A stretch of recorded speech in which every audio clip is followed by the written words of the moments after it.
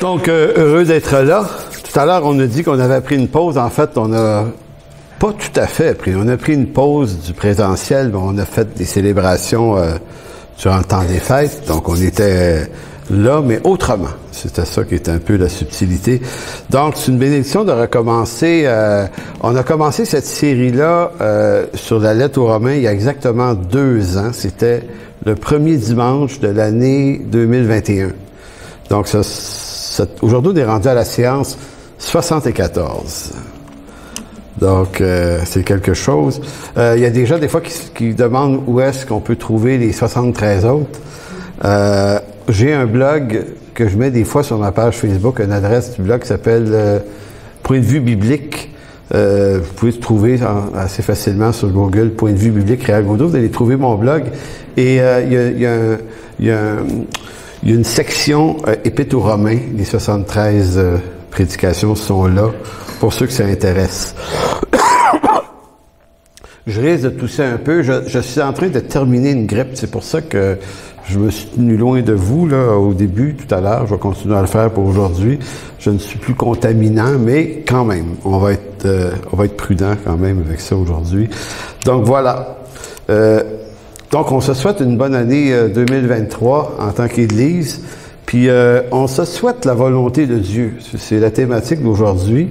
On a souvent envie, je pense, chez les chrétiens, surtout en Occident, dans le confort et l'abondance dans lequel on se trouve, on a tendance à... J'ai écrit des articles là-dessus dernièrement, ça me fait beaucoup réfléchir. On a tendance à se projeter dans l'avenir. Donc, on se souhaite ce qu'on souhaite qui arrive pour nous-mêmes, pour toujours notre parfait bonheur et des fois pour plus de rayonnement, plus de confort. On est des Occidentaux. C'est pas de notre faute, là. On est des Occidentaux, mais ça amène des trucs d'être un occidental. Ça amène une vision paradigmatique. C'est-à-dire, on est dans un paradigme idéologique. Et quand tu nais dans ça, tu te rends pas compte de tout ce qu'il y a dans ça. Et tout ce qu'il y a dans ça n'est pas nécessairement toujours une bonne chose, même si c'est pas visiblement mauvais. Et c'est ça tout le piège de cette affaire-là. Donc, quand on est des Occidentaux, on se souhaite la volonté de Dieu à condition qu'elle nous fasse du bien. C'est comme ça qu'on est. Maintenant, quand on regarde l'Écriture, on doit se souhaiter du bien. On peut pas se souhaiter qu'il arrive des choses pas le fun, là, c'est bien évident. Mais quand même, la volonté de Dieu amène aussi des problématiques. L'apôtre Paul, qui est un homme extrêmement précieux, a quand même été battu de verge 5 fois. 40 coups moins 1. Et la question qui nous vient automatiquement, c'est « Mais où était Dieu? » Où était Dieu dans ça? Pourquoi il ne préserve pas ses serviteurs des choses terribles qui arrivent? Ben c'est ça, marcher avec Dieu. Donc, il faut apprendre à marcher avec le Dieu de l'Écriture et pas forcément avec le Dieu, en tout cas ce Dieu qu'on a transformé à l'occidental. Dans un monde très, très capitaliste, où l'abondance, la croissance, donc on se souhaite d'être une Église ici qui va répondre à ce que Dieu amène dans le temps, lorsqu'il va les amener. Donc, ça amène le texte de Romains 12.2 et un petit préambule avant de lire le texte, c'est connaître la volonté de Dieu n'est pas une mince affaire, car cette connaissance implique de comprendre l'étendue très large que ça implique, la volonté de Dieu. Donc, on peut se souhaiter la volonté de Dieu, mais est-ce qu'on se souhaite toute la volonté de Dieu? Donc, on peut parler de la volonté de Dieu en suivant 3 axes possibles. Il y en a peut-être 4, hein? C'est pas grave, mais moi, j'en vois 3. Il y a la volonté de Dieu de façon générale. La volonté de Dieu au sens général, c'est l'éthique, c'est la morale des choses. C'est faire le bien plutôt que le mal. C'est la volonté de Dieu, mais c'est pas quelque chose en particulier. C'est de la morale, c'est de l'éthique. C'est savoir vivre, savoir être. C'est savoir répondre aux dispositions créationnelles. De quelle façon Dieu a créé l'homme, avec quelle intention, comprendre ça. Et donc, c'est général, c'est pas très précis. Deuxième point, la volonté de Dieu dans l'Écriture, elle se discerne également dans le sens vocationnel. Ça, c'est une autre affaire. C'est quoi notre appel? Donc, on n'est plus dans la volonté générale, mais on est dans la volonté très spécifique. Donc, la vocation, par exemple, suis-je appelé missionnaire ou évangéliste ou autre chose, pasteur, il y a beaucoup d'affaires là-dedans, puis il y a aussi tous les dons spirituels, les charismes qui sont départis à chacun. Là, ici, il y a quelque chose d'un peu plus qui est du domaine de la volonté de Dieu pour l'individu. Ce qui est vrai pour un, dans la volonté de Dieu ici, n'est pas vrai pour tout le monde en même temps. En passant, je me suis acheté un jonc. Ma femme m'a acheté un jonc, ça. J'avais perdu mon jonc depuis quelques années, j'avais l'air d'un gars célibataire. Fait que ma femme a dit, on va régler ça, mon grand. Fait que là, je passe mon temps à jouer avec, tu sais. Je sais pas pourquoi, en tout cas, c'est juste que je l'ai vu. Mais... Bon, alors, ça, c'était la volonté générale de Dieu, justement. Ça. Des deux. Elle aussi, elle s'est acheté quelque chose en passant. Je pense que c'était ça le prétexte. Elle est en train de m'écouter en ce moment, elle n'est pas ici. Non, mais elle va se défendre, mais j'arrive à la maison. Donc, volonté générale, volonté vocationnelle. Et l'autre point que j'ajoute ici, c'est la volonté de Dieu au sens décisionnel. Donc, il y a général, il y a vocationnel et décisionnel. Décisionnel, c'est une autre affaire, ça. Ça nous ramène à savoir que choisir devant deux choix, deux options, qui toutes les deux peuvent être la volonté de Dieu. Tu sais, vous déménagez cette maison-là ou cette maison-là. Vous achetez une voiture, une Lada ou une BM. C'est une blague, ça aussi. Non, une BM ou une Lamborghini, peut-être? On va mettre ça à la même. Bon, non, mais blague à part, on est souvent placé devant des situations où ça serait pas mal de choisir une chose plutôt que l'autre, et l'autre serait bonne aussi. Puis des fois, on a l'impression qu'il faut pas se tromper. Mais c'est une utopie.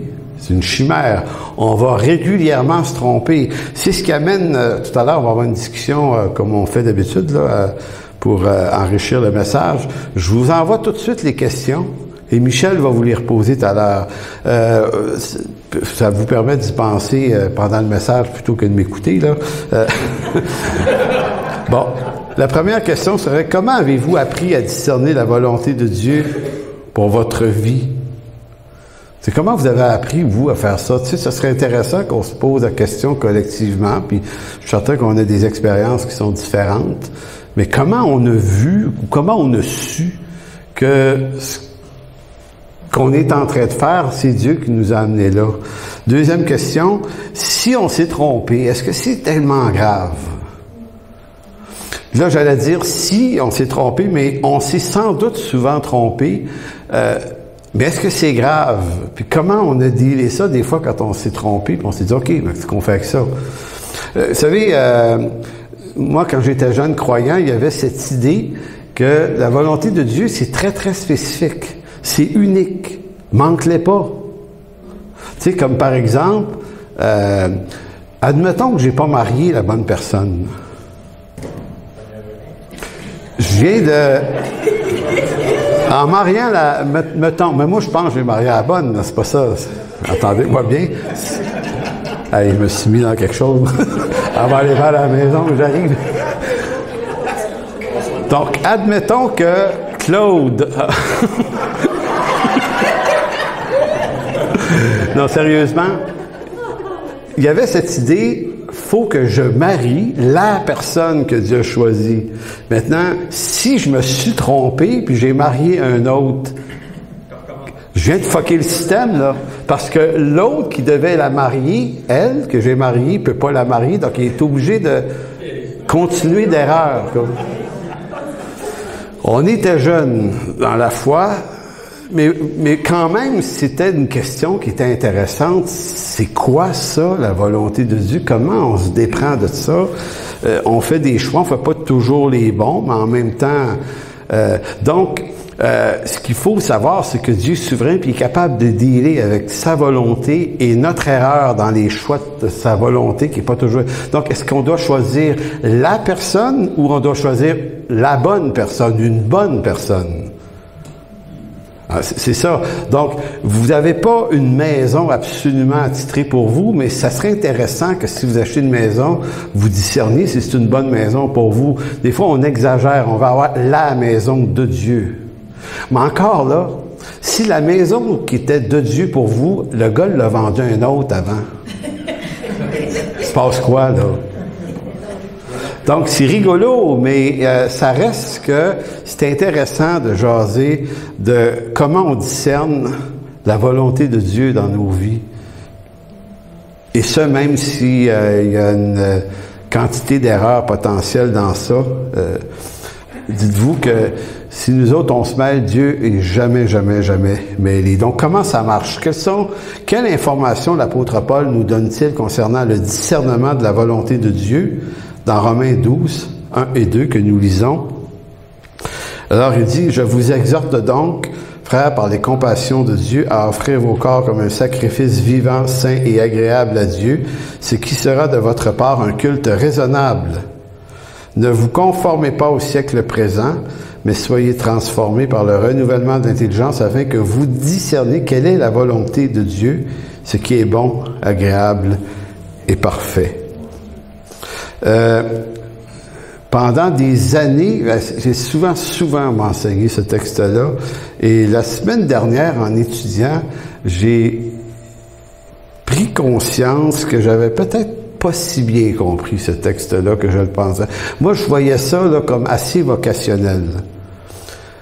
Tu sais qu'il faut être extrêmement spirituel pour arriver à trouver sa vocation. Donc, c'était vocationnel. La volonté de Dieu, elle est bonne et agréable et parfaite si tu trouves la bonne affaire. Si tu n'es pas trop trompé. Puis, pour pas te tromper, il faut que ton intelligence soit renouvelée pour que ça te rende plus intelligent pour éviter de te tromper. Donc, on peut être dans ces calculs, dans ce type d'équation-là concernant le texte. Donc, on va décortiquer un petit peu cette affaire-là. D'abord, il faut savoir que l'apôtre Paul décortique, lui, ce texte-là, le verset 2, 1 et 2. Il fait 3 exhortations. La première, pour connaître la volonté de Dieu qui est bonne, agréable et parfaite, il nous dit d'abord qu'on doit offrir nos corps comme un sacrifice vivant à Dieu. 1. La deuxième chose, on ne doit pas se conformer au siècle présent.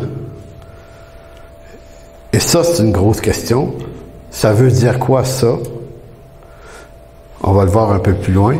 Et la troisième exhortation, ou enseignement, c'est d'être transformé dans le renouvellement de l'intelligence. Donc, la façon que Paul l'amène, ça suppose 3 conditions. Offrir nos corps comme un sacrifice vivant, ne pas se conformer au siècle présent et être transformé par le renouvellement de l'intelligence. Et comme si ces 3 énoncés-là seraient 3 conditions pour voir plus clairement la volonté de Dieu qui est bonne, agréable et parfaite. Ce qui n'est pas faux. La suite logique de ces 3 énoncés donne ceci. S'offrir soi-même à Dieu, ça signifie en gros ne plus être Dieu sur sa propre vie, mais redonner à Dieu sa place de Seigneur dans nos vies. C'est quand même ça.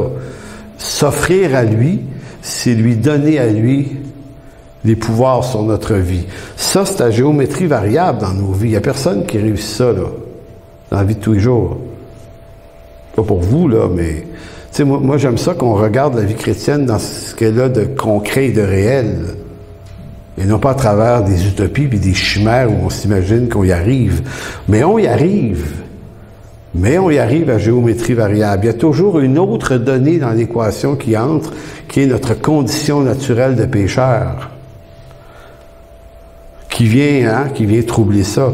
Mais néanmoins, ça reste que c'est pas parce qu'on le fait pas parfaitement qu'on le fait pas pantoute. Ou si on est dans une démarche, on tend vers ça. Donc, mais s'offrir à Dieu serait insuffisant si nous continuons de nous conformer au siècle présent. Parce qu'il dit aussi de ne pas se conformer au siècle présent. Qu'est-ce que Paul entend par siècle présent? Parce que c'est intéressant, parce que il y a eu d'autres siècles avant, il va peut-être en avoir d'autres après. Mais le siècle présent, dans l'expression du discours de Paul, il utilise cette expression-là ailleurs dans le Nouveau Testament aussi. C'est une expression assez proche de lui. C'est qu'est-ce qui se passe dans notre siècle qui n'est pas selon la volonté de Dieu. Et à chaque siècle, ça, c'est changeant. Par exemple, dans Galates 1,4, Paul va dire, en parlant de Jésus-Christ, qu'il s'est donné lui-même pour nos péchés afin de nous arracher du présent siècle mauvais, selon la volonté de notre Père.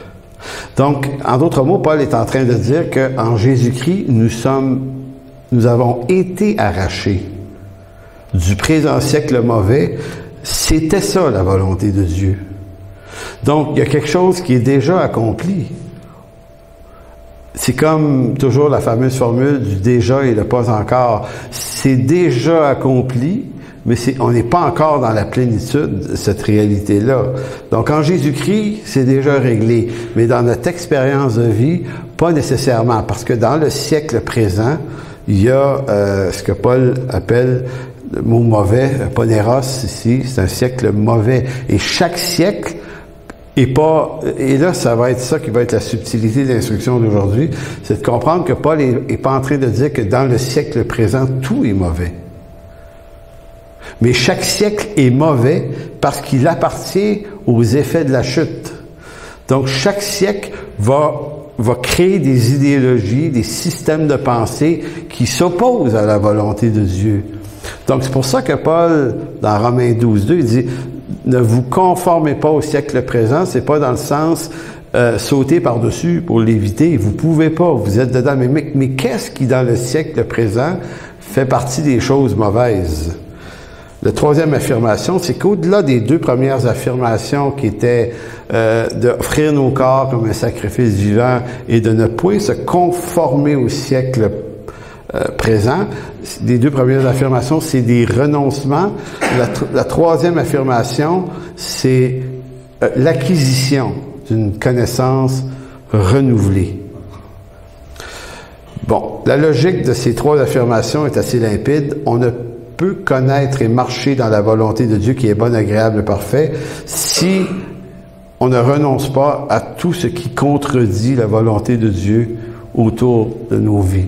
Mais là, on ne dit pas ça de façon finale, parfaite et totale.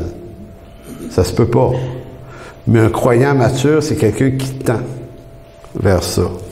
Donc, la volonté de Dieu. Si je vous disais que le texte de Romains 12 n'implique pas la vocation, il n'est pas vocationnel, puis il n'est pas décisionnel. C'est les trois affirmations, c'est ou soit général, ou c'est vocationnel, ou c'est décisionnel devant deux situations, décisionnel dans ce sens-là. Mais probablement que c'est la volonté de Dieu de façon générale. C'est intéressant, l'hypothèse est la suivante. Paul n'est pas en train de nous dire ici qu'on doit devenir des gens extraordinaires. Le but de Paul, et on va le voir dans Romains 12, la semaine prochaine, on va continuer, vous allez voir à quel point, à partir de Romains 12, Paul parle beaucoup de l'éthique et de la conduite normale. Pas la conduite du chrétien extraordinaire, la conduite d'un croyant normal. Donc, il commence Romains 12 en parlant de la volonté de Dieu, et ce qu'on comprend finalement, c'est que ce qui fait suite à Romains 12.2, c'est comme s'il explicitait ce qu'il veut dire par volonté de Dieu, et il n'est pas en train de parler de la vocation, il n'est pas en train de parler de grandes révélations, il est en train de parler, comme par exemple, on va lire plus tard au verset 3, mais pas tout de suite, mais il dit « Ayez de vous-même une opinion sobre ». Romains 12.3, juste après. Ayez de vous-même, comment est-ce qu'il dit ça? Oui, par la grâce qui m'a été donnée, je dis à chacun de vous de n'avoir pas de lui-même une trop haute opinion, mais de revêtir des sentiments modestes, selon la mesure de foi que Dieu a départie à chacun. C'est le verset juste après, ça. Donc, Paul ne s'en va pas dans une théologie profonde et complexe, des grands enjeux pour devenir des gens supra-spirituels. C'est ça, là, ça veut dire soyez des gens ordinaires. Puis on n'aime pas ça, nous autres, les chrétiens. Faut pas que ça soit ordinaire. Faut que ça soit flamboyant. Faut que ça soit bruyant. Faut qu'il y ait de la boucane. Faut que... On a l'impression qu'on est appelé à rayonner, nous, alors qu'en réalité, on est appelé à laisser Christ rayonner. Voyez-vous? Donc, c'est ça qui est intéressant dans ce texte-là. Je me suis creusé la noix pour comprendre que Paul, quand il parle que la volonté de Dieu est bonne, agréable et parfaite, c'est dans ce qu'il y a d'ordinaire. Donc, selon certains commentateurs, ce texte de Romains 12 ne traite pas de la volonté de Dieu dans le sens d'un savoir ultime pour devenir des gens supra-spirituels, mais il traite de la volonté de Dieu en ce qui concerne la vie ordinaire de tous les jours. Comment on se conduit, comment on vit, comment on existe.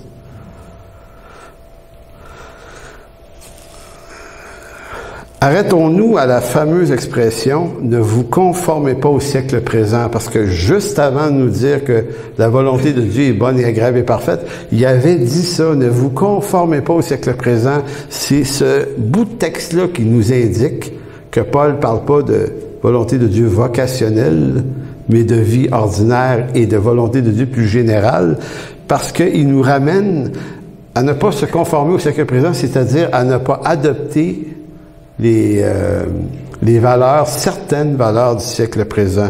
Donc, ne pas se conformer au siècle présent signifie-t-il que nous devrions être à contre-courant de la réalité du siècle dans lequel on se trouve? C'est-à-dire qu'on devrait faire tout le contraire des us et coutumes des gens de notre siècle en vue de ne pas être conforme au siècle, parce que certains groupes religieux chrétiens l'ont compris comme ça. Comme par exemple, si dans notre siècle, tout le monde se marie, ben marions-nous pas. On ne veut pas être comme le siècle. C'est un peu exagéré. Ça pourrait vouloir dire se vêtir le moins bien possible. Parce que les gens sont bien vêtus. Donc, ne nous conformons pas à ça. Je me souviens d'une fois au Saguenay, il fait longtemps. Il y avait un couple qui était arrivé. Ils ne sont pas restés longtemps, d'ailleurs, à l'église. En tout cas, bref, ce couple-là arrive. Et la dame s'habillait, ça ressemblait à 1850-60. C'était quelque chose, là. C'était comme... puis elle, puis je comprends, puis elle était très, très gentille, puis très honnête, là, en passant. Mais dans son esprit à elle, elle voulait pas se conformer à la façon que les femmes avaient de se vêtir dans le siècle présent. Elle disait que les femmes se faisaient trop remarquer. Bon, j'ai dit, peut-être que certaines, oui, je comprends. Mais j'ai dit, toi, là, tu te fais bien plus remarquer. Ça, c'est effrayant, là. C'est comme, si tu rentres dans un centre d'achat, tout le monde arrête, là. On va dire, coudonc. C'est-tu l'Halloween? Tu sais, c'était comme, c'était vraiment exagéré. Mais je comprends. C'est que, en tant que croyant, on va honorer l'aspect pudique. On doit faire attention. On ne fait pas n'importe quoi. Mais en même temps, vous comprenez ce que ça peut amener de dire de ne pas se conformer au siècle présent, la quantité de comportements bizarres que ça peut faire qui fait qu'on devient extrêmement bizarre. Faites pas Noël. Pourquoi? Ben parce qu'on fête Noël dans notre siècle. Ben oui, mais tu dis Noël. On s'en fout que Jésus n'est pas né le 25 décembre. Pas ça qui est important. Ce qui est important, c'est qu'il est né. Fait que c'est une bénédiction de commémorer ça une fois dans l'année. Tu veux le faire le 3 mars. Fallait le 3 mars. On s'en fout. Mais en quoi c'est mal de dire on va Et parce que c'est pas la fête de Lucifer qu'on fête. En tout cas, pas chez nous, là. Vous autres, le 25 décembre, c'est pas Lucifer.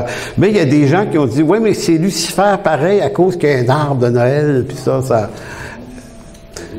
C'est fou, là. Parce que la fête des Lumières, qui était le 21-22 décembre, ancestralement dans les pays scandinaves et romains, c'est la fête des solstices qui était le 21-22 parce que la lumière, les jours commençaient à rallonger plus de lumière. C'était juste ça. Puis c'était relié à des religions païennes. Et les chrétiens ont dit, quelle bonne idée, Jésus étant la lumière du monde, on va fitter cela. Pour moi, c'est une excellente idée. Maintenant, oui, mais ça a une origine païenne, mais tout a une origine païenne. Votre voiture, là, elle a été construite par des païens. Vous saviez ça? Je vous le dis, moi. Tout est d'origine païenne.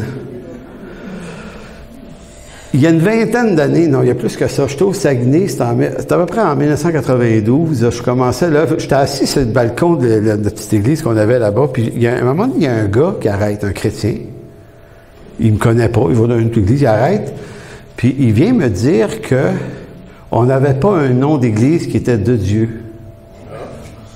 Ben voyons, on s'appelait l'Église La Bible parle. Ben, j'ai dit, ça serait quoi un nom d'église qui est de Dieu? Ben, il faudrait que ça s'appelle l'Assemblée des frères de l'abbé. Parce que Paul utilise souvent l'expression les frères de, c'est bon. Puis il dit le mot l'assemblée parce qu'il dit ça vient du mot ecclésia dans le grec, ouais. Mais ce que le gars savait pas, c'est que j'étais dans une session université l'histoire de la grecque antique. Donc, j'étais équipé. J'ai dit, oui, mais le mot ecclésia, ça vient d'où? Ben, ça vient de Jésus. J'ai dit, non. Ça a une origine païenne. L'ecclésia, c'est l'assemblée du peuple. Les Athéniens, en l'an 300 avant Jésus-Christ, c'est le monde athénien, ça vient du monde politique grec. Et quand les Juifs ont traduit l'Ancien Testament en grec au 3e siècle, ils ont réutilisé le mot que les Grecs prenaient dans leur langue, puisqu'ils ont traduit de l'hébreu au grec l'Ancien Testament, ça a donné la version de la Septante. Ils utilisent le mot « ecclésia » dedans. Mais c'est un mot qui n'a pas une valeur religieuse, mais une valeur politique. Et Jésus, le scandaleux Jésus, a utilisé ce mot. Fait que je dis au gars, avant de nous dire que notre nom est pas bon, va le dire à Jésus, c'est lui qui a commis l'erreur en premier. Fait que bien des fois, quand on rentre dans ce genre de discours-là, on ne sait pas des fois de quoi ce qu'on est en train de dire, on ne sait pas que ça n'a pas de sens. Mais on essaie de se donner de l'importance en étant toujours à essayer d'être à contre-courant de quelque chose. C'est pour ça que, et là, c'est cette idée-là, il ne faut pas être selon le siècle présent, donc il faut être à contre-courant. Fait qu'il y a des croyants qui cherchent comment être à contre-courant. C'est intéressant. Donc, puisque tout le monde travaille et gagne de l'argent dans le siècle présent, il va falloir arrêter ça, là. Vous voyez, ça a amené certains groupes à dire, ben, on va aller vivre dans le bois. Il y en a beaucoup qui ont fait ça dans l'histoire de l'Église. On va se mettre à part. En Égypte, dans les premiers siècles, tout le mouvement monastique des gars qui allaient vivre dans un poteau planté dans le désert en Égypte, au soleil. Parce qu'ils ne voulaient pas être dans le monde. Il y en a une couple qui sont morts, toastés sur les poteaux. C'était effrayant à faire. Mais au nom d'une compréhension erronée de ce que Paul est en train de dire ici, puisqu'on est dans un monde qui est matérialiste, il faudrait rien posséder. Donc, certaines sectes religieuses vont dire aux membres, vous devez tout nous donner. C'est intéressant, pareil, comme il dit. Bon, en tout cas, il y en a qui ont des belles voitures.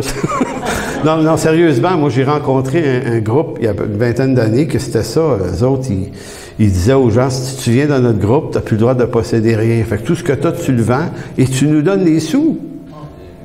Puis il y a plein de gens, là, des Québécois, qui embarquaient naïvement là-dedans. Puis moi, j'ai intercepté des personnes qui sont venus me voir, ils ont dit « Hey, on fait quoi avec ça? Mon beau-frère est embarqué là-dedans. » Puis avec Patrice Pétel, une fois, on avait été rencontrer les dirigeants de cette secte-là. On avait eu un solide débat intéressant avec eux pour leur montrer que l'Écriture ne dit pas jamais ça. Il y a des riches puis il y a des pauvres dans le Nouveau Testament, puis ça dérange absolument personne. L'Ancien Testament aussi. Abraham, le père de la foi, est un homme extrêmement riche.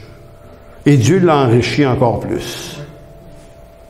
Ça ne veut pas dire qu'il faut être riche quand on est croyant. Absolument, comme les défenseurs de l'Évangile de prospérité disent. Ça veut juste dire que tu vas marcher avec Dieu dans les conditions et l'appel que Dieu a pour ta vie. Mais tu n'as pas à être en contradiction ou en opposition ou à contre-courant. Donc, même chose. Est-ce qu'on peut se divertir? Vu qu'on est dans un monde de divertissement, est-ce qu'on peut voyager? Est-ce qu'on peut... donc, ça serait facile d'avoir des opinions extrêmement naïves et erronées là-dessus. En réalité, ce qui nous est demandé comme croyants sur toutes ces choses-là, c'est d'être sobre quand même.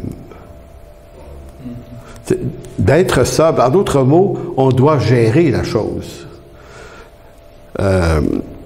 J'ai connu des gens qui n'étaient pas très riches, mais qui étaient possédés par l'argent qu'ils avaient. J'ai connu des gens très riches qui possédaient l'argent qu'ils avaient. Et c'est pas la même chose. En d'autres mots, ils n'étaient pas esclaves de leur possession, mais ils soumettaient leur possession à eux et eux à la volonté de Dieu, puis c'était béni. Donc, autrement dit, ne pas être conforme au siècle présent ne veut pas dire que nous devons adopter un mode de vie à contrario de celui des humains qui nous entourent. Donc, valeurs universelles. On remarque deux catégories de valeurs dans l'histoire de l'humanité. C'est là que ça devient intéressant.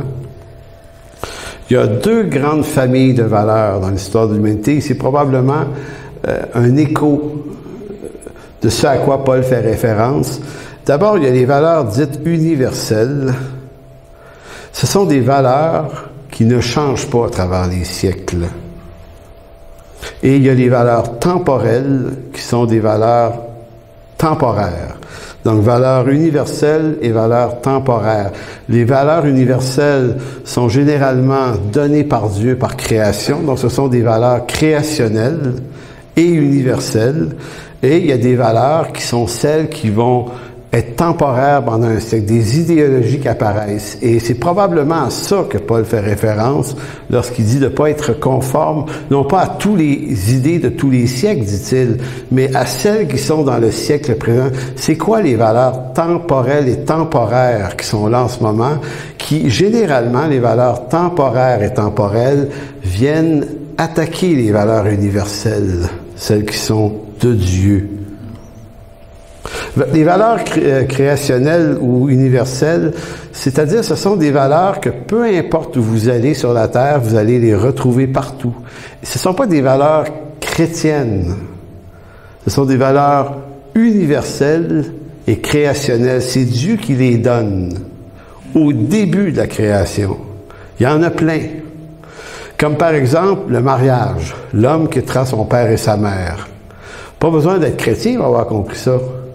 Vous allez en Chine, ils font ça. Allez dans n'importe quel peuple qui n'a pas été exposé à l'Évangile. Et quand les premiers anthropologues, ou je dirais plutôt les premiers aventuriers au 15, 16e, 17e siècle ont commencé à explorer la Terre, tu sais, à un moment donné, quand on a commencé à faire des bateaux pour voyager partout, là, c'était intéressant, là, des Marco Polo puis d'autres qui disaient hey, on va aller voir ce qui se passe ailleurs. Il y a d'autres continents, paraît-il. Le premier constat qu'ils ont fait quand ils ont rencontré des peuplades de toutes sortes qui n'avaient jamais eu de relation avec le judéo-christianisme ni avec les Européens, qu'est-ce qu'on a remarqué de ces peuplades-là? C'est qu'ils se mariaient. Il y en a qui se disent, ben, ils ont pris ça où? Il y avait des rituels de mariage entre un homme et une femme, et croyez-le ou non, il y avait des enfants aussi, puis ils les éduquaient. Donc, il y avait une vie, il y avait le mariage qui était honoré, Il y avait la famille qui est honorée. C'est des valeurs universelles. Peu importe où vous allez sur la terre, elles sont là depuis la création. C'est ce qu'on appelle la grâce commune de Dieu aussi. La grâce commune de Dieu, c'est tout ce que Dieu donne, autant à ceux qui lui appartiennent qu'à ceux qui ne lui appartiennent pas. Ce sont des valeurs que Dieu donne pour le bien de sa création. Donc, il fait tomber la pluie sur les bons, mais aussi sur les méchants. Dieu fait du bien à sa création. Donc, certains vont dire, pourquoi la grâce commune est donnée? Bien, pour limiter l'effet du chaos de la chute. Donc, Dieu a aussi donné les gouvernements. On voit dans le livre de la Genèse, Dieu établit les structures de gouvernement. Pourquoi? Pour gérer le chaos, puis il nous demande d'honorer les gouvernements. Pas les types de gouvernement, peu importe le type, il dit, vous allez honorer ça. Pourquoi? Ça sera pas toujours bon. Ce qu'ils vont faire, ça ne sera pas toujours extraordinaire, mais ça va néanmoins créer un système d'autorité qui va retenir le chaos de la chute. Ça prend quelque chose. Et Dieu donne, par sa grâce commune, des moyens aux hommes pour bénir l'homme de bien et punir celui qui fait le mal. Maintenant, quand on a découvert les peuplades partout dans le monde, on s'est dit des systèmes de justice comme ça, là, tout le monde en a fait partout, puis personne ne s'est consulté. Dans toutes les peuplades, il y a un lieu de punition pour celui qui fait le mal dans la tribu. Partout, il y a ça. Partout, partout, partout. Donc, ça a été intéressant de découvrir que tous les hommes et les femmes ont exactement réagi de la même façon parce qu'en eux, Dieu place ce qu'on appelle ces grandes valeurs universelles. Puis il y en a plein, là, valeurs universelles, mariage, homme-femme, famille, la communauté, la fraternité, l'entraide, l'engagement, l'éducation, la justice, gouvernement, le commerce, les affaires, l'argent, la propriété, la fidélité, la générosité, l'empathie, l'entraide. Les chrétiens n'ont pas inventé ça. C'est là par création. Donc, toutes ces choses ne sont ni spirituelles ni charnelles. Elles ne sont pas chrétiennes ou séculières, mais elles sont universelles. Elles sont données par Dieu suivant sa grâce commune pour le bien de l'humanité, pour éviter que l'homme et l'humanité sombrent dans les effets chaotiques, absolus, que la chute adamique pourrait produire.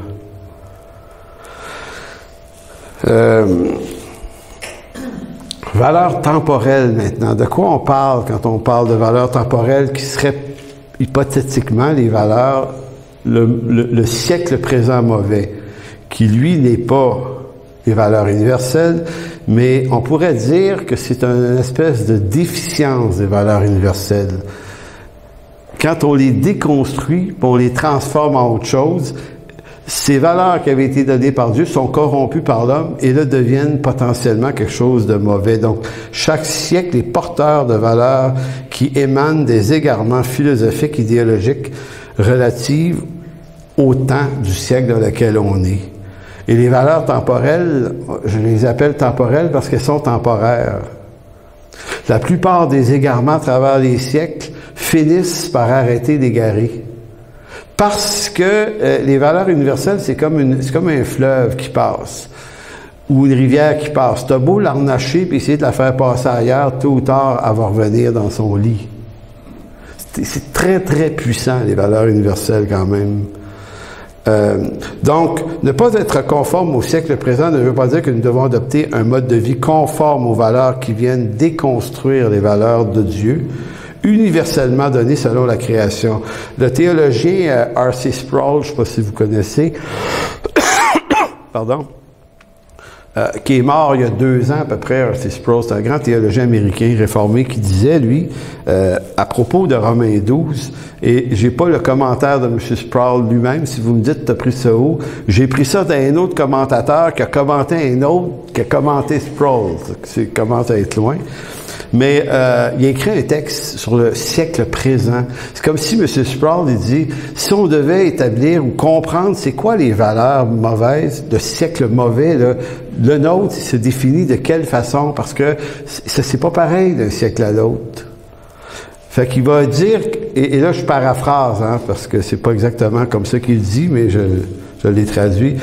Il dit, on peut appeler l'égarement du siècle présent, porte un nom, il appelle ça le sécularisme. C'est-à-dire que dans notre temps, on est probablement la première génération qui, notamment en Occident, a mis toute croyance religieuse en dehors. C'est vraiment, c'est unique, là. Tous les autres siècles, et là, quand on parle de valeurs religieuses, c'était pas obligé que ce soit nécessairement des valeurs chrétiennes, là, en passant. C'est que le monde, depuis la chute, est religieux. Et même si certaines de ces religions-là sont païennes et absolument mauvaises, qui étaient de l'idolâtrie, on comprend également que l'aspect religieux, ça maintient une certaine cohérence chez les peuples. Dans le monde de la sociologie, là, quand on remarque les peuples, ils ont toujours deux pouvoirs. Tous les peuples ont ça. Pouvoir religieux, pouvoir politique. Le pouvoir politique gère le chaos et le pouvoir religieux s'occupe de la transcendance, c'est-à-dire qu'il donne un sens à l'existence d'un clan, d'un peuple. Il y a quelque chose au-dessus de nous. Puis à cause de ça, on va craindre. Évidemment, dans le monde païen, ce sont toutes des déviances du Dieu vivant qui a créé le monde. C'est Israël qui a reçu les oracles de l'Éternel pour savoir qui était ce vrai Dieu-là. Donc, tous les autres ont développé des religions païennes au sens idolâtre du terme, mais on comprend quand même que ça maintenait une cohérence. Quand vous enlevez d'une population sa croyance en quelque chose de supérieur, elle va s'effondrer. Quand le pouvoir politique décide de dominer le pouvoir religieux et de ne pas maintenir l'équilibre et de le dominer, ce qui maintenait une cohésion et un sens de la vie, si tu l'élimines, si tu le discardes d'une société, il reste que le pouvoir politique. Et le pouvoir politique, ce qui devient, c'est un monde de revendication. On est exactement dans ça en Occident en ce moment. On a dit aux gens, il y a à peu près 40-50 ans, vous avez des droits et libertés, des chartes. C'est vrai, c'est utile, c'est vraiment utile. Maintenant, on va dire, non seulement vous n'avez, mais on va vous les faire connaître, on va vous instruire de tous vos droits. Parce que s'il y a un problème, vous saurez quels sont vos droits. Est-ce que c'est bon? C'est excellent. Maintenant, on a tout appris quels étaient nos droits. Et depuis ce temps, depuis qu'on connaît nos droits, que faisons-nous comme société? On se fragmente en petits groupes. Et chaque petit groupe, que fait-il? Il revendique ses droits. Il n'y a jamais eu... Un gouvernement aujourd'hui ne gouverne plus. Il répond aux revendications. C'est juste ça qu'ils font. C'est juste ça qu'ils font. Pourquoi? Parce qu'on a enlevé la transcendance, la croyance en quelque chose qui donnait un sens à la vie. Mais si ça n'existe plus, je deviens le centre de ma vie, je deviens le Dieu important dans ma vie, j'ai des droits, je vais les faire respecter, il n'y a pas de souveraineté de Dieu, il n'y a pas d'action divine d'aucune façon, donc je survis et je vais utiliser tout ce que je peux pour survivre. Fait que tout le monde revendique des droits. Puis ça, on peut pas dire qu'ils font pas bien. Mais c'est ce que M. Sproul appelle le sécularisme. On est dans une société qui s'est tellement sécularisée que il n'y a pas d'espoir beaucoup que ça va revenir. Puis c'est pas grave. C'est pas grave. Parce qu'on n'est pas en train de dire que Dieu n'est pas pour autant souverain, parce que d'autres civilisations avant la nôtre se sont éteintes à travers les 2000 dernières années. Le christianisme a habité ici, il a habité là, il a habité toutes sortes de pays, puis il finit toujours par se faire mettre dehors. C'est intéressant. Et à chaque fois qu'il se fait mettre dehors, il naît ailleurs, plus grand encore. Dieu sait ce qu'il fait. Fait que nous autres, on n'a pas paniqué. Mais c'est pas intéressant quand même. Donc, le sécularisme, c'est toute vie, toute valeur humaine, toute activité humaine doit être comprise à la lumière du ressenti du moment présent. Dans l'âge à laquelle nous appartenons, la seule chose qui importe est de vivre pleinement ses passions du moment. Tout ce qui est venu avant, les valeurs universelles, qui ont traversé les siècles, sont regardées comme suspectes et mauvaises parce qu'elles limitent la liberté d'expression de chacun. Dans l'âge du sécularisme, l'homme prend des décisions qui rencontrent ses valeurs temporaires à lui. Donc, ça devient les valeurs du siècle présent. Ce qui est au cœur du problème ici, est que les valeurs universelles données par Dieu sont rejetées, attaquées, comme non seulement des valeurs anciennes, mais qui plus est, on les méprise, on les regarde comme profondément mauvaises et ennemies d'une humanité progressive. Ça, c'est notre âge, le sécularisme. Cette idéologie implantée en Occident depuis à peu près 2 siècles porte un nom qui s'appelle l'humanisme athée. De cet humanisme athée sont nées des valeurs qui placent l'homme, ses besoins, son ressenti, au cœur de tout changement social. La famille, la communauté sont reléguées au second plan. C'est des valeurs universelles, ça. Au profit d'une individualité qui réclame des droits pour elle seule. Nos gouvernements ne gèrent plus une collectivité d'individus, ils réservent des groupes d'individus ou des individus dans la collectivité. Une telle société mène directement au chaos, potentiellement à son extinction, pas extension, au contraire.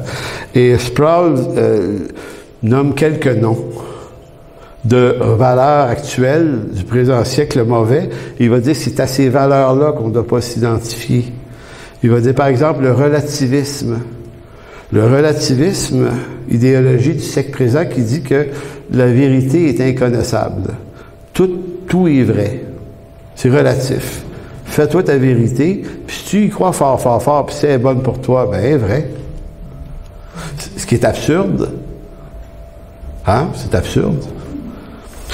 Pluralisme également. Le pluralisme, c'est un autre angle, surtout dans le monde religieux. C'est cette idée depuis les années 40-50 du 20e siècle qui dit que toutes les religions se valent. Elles sont toutes l'émanation d'un même Dieu, mais les musulmans l'ont compris d'une façon, les chrétiens d'une autre, des juifs d'une autre, des hindous d'une autre. Mais au fond, les différences qu'il y a entre nos croyances religieuses émanent pas d'une erreur de ce Dieu, mais émanent de nos interprétations particulières. Donc, cessons d'avoir des croyances précises et croyons en un grand Dieu qui est au-dessus de tout ça.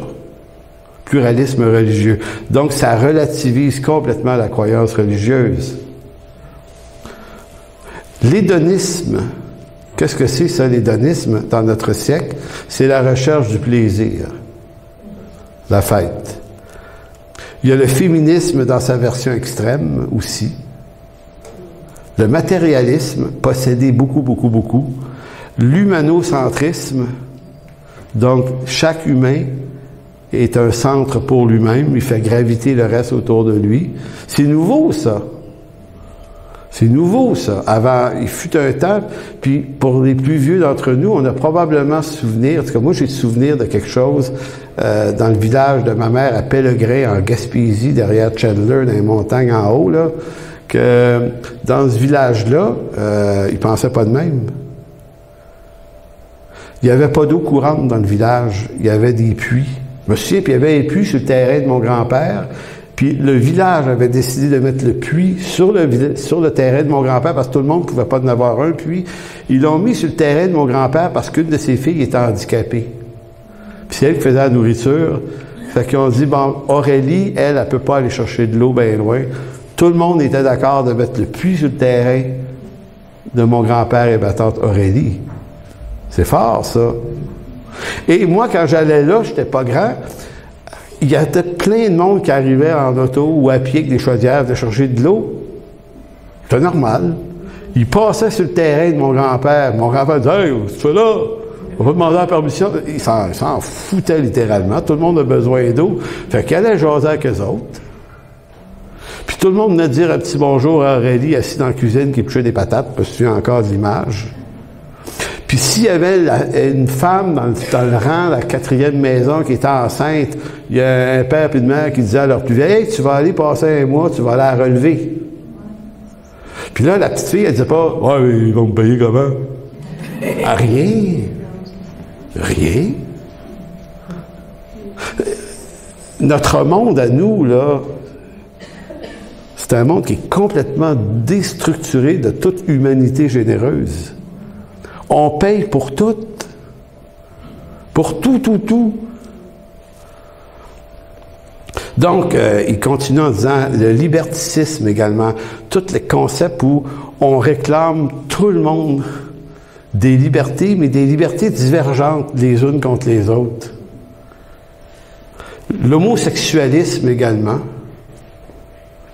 qui est une sexualité pour soi-même, qui est un peu la négation de l'autre, sexe, et toutes les théories des genres qui s'accompagnent et qui deviennent, ma foi, une montagne absolument chaotique. Tu sais, c'est à peine 1 ou même pas 1% de la société qui vit dans ces troubles-là, et ils accaparent un pourcentage médiatique absolument phénoménal, au point de faire virer les systèmes de justice complètement, pour imposer leurs valeurs au plus grand nombre, aux 99,9% du reste que les autres sont pas dans ça. C'est ça notre monde à nous. Fait que Sproul, il dit, notre siècle à nous, ce à quoi on sera pas conforme, ben, c'est assez simple. C'est tout ce qui vient, qui est à contre-courant des valeurs universelles. Nous, on est appelés, en d'autres mots, ce que Paul essaie de dire, hypothétiquement, là, c'est que la volonté de Dieu, elle est bonne, elle est agréable et parfaite telle que Dieu la donne. Et réapprendre à redevenir des gens ordinaires, selon les valeurs universelles de Dieu, ben c'est pas bien plus compliqué que ça.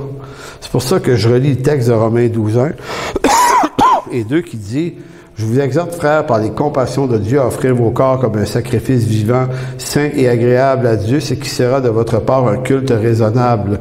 Ne vous conformez pas au siècle présent, mais soyez transformés par le renouvellement d'intelligence afin que vous discerniez quelle est la volonté de Dieu. » En d'autres mots, dans le chaos, là, quelle est la volonté de Dieu? Parce que ce que Dieu a donné selon sa volonté, ça c'est bon, c'est agréable et c'est parfait. Donc, c'est pas tellement découvrir ma vocation qui serait l'enjeu ici.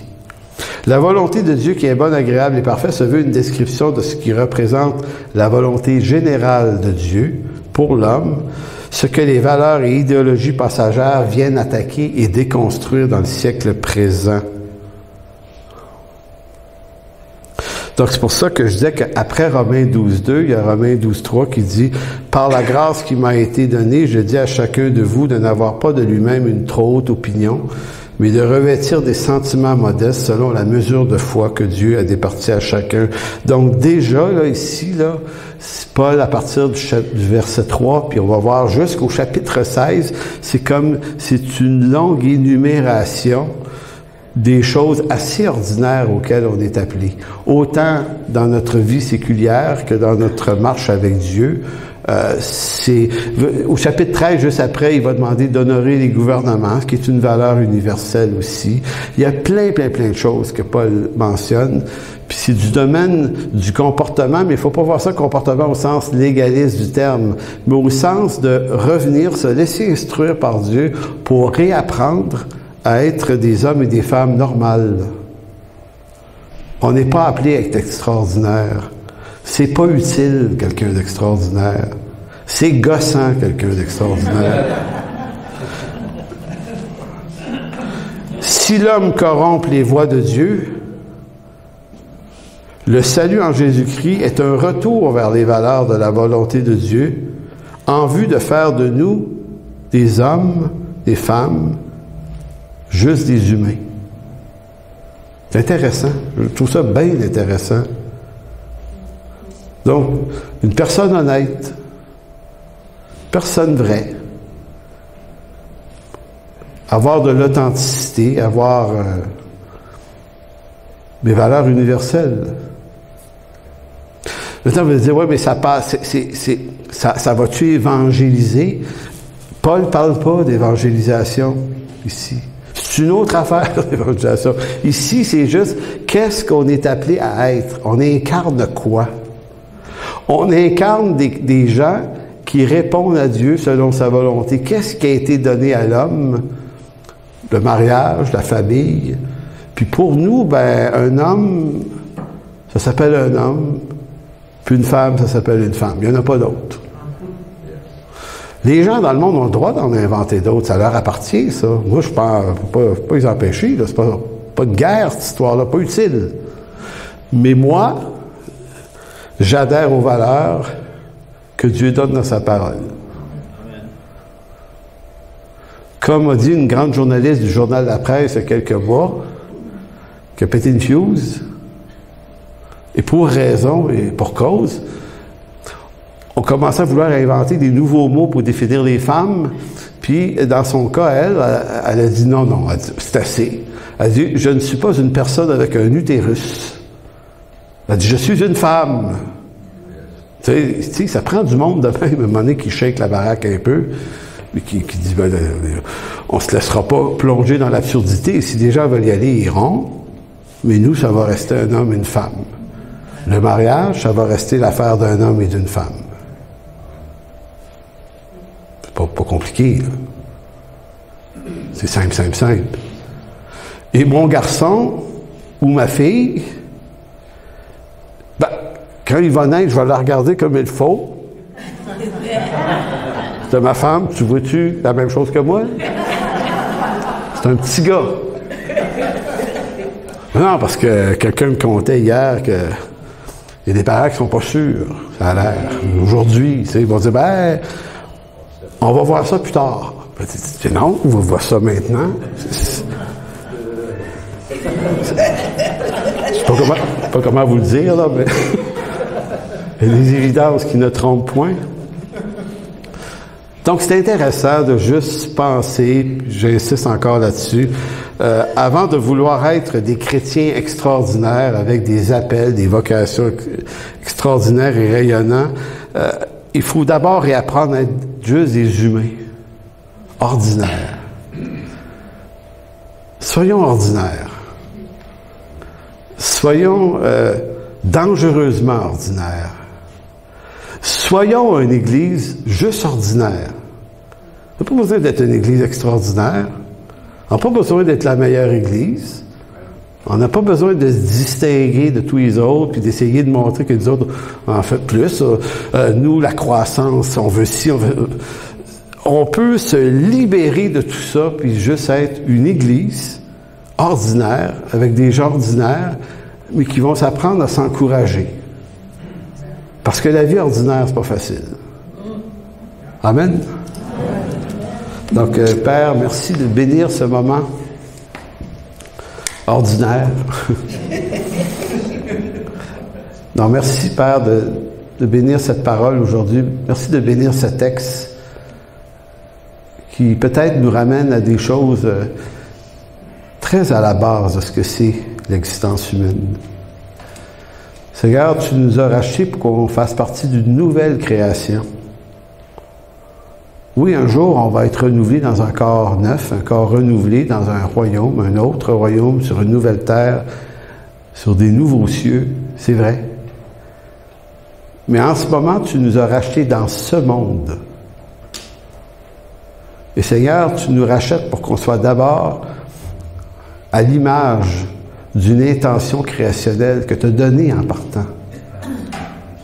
Et Seigneur, tu nous appelles à marcher comme des hommes, comme des femmes, par la foi, te faisant confiance en toutes choses, avec nos forces, avec nos faiblesses. Alors, merci, Père, de nous instruire davantage sur ces choses. Amen.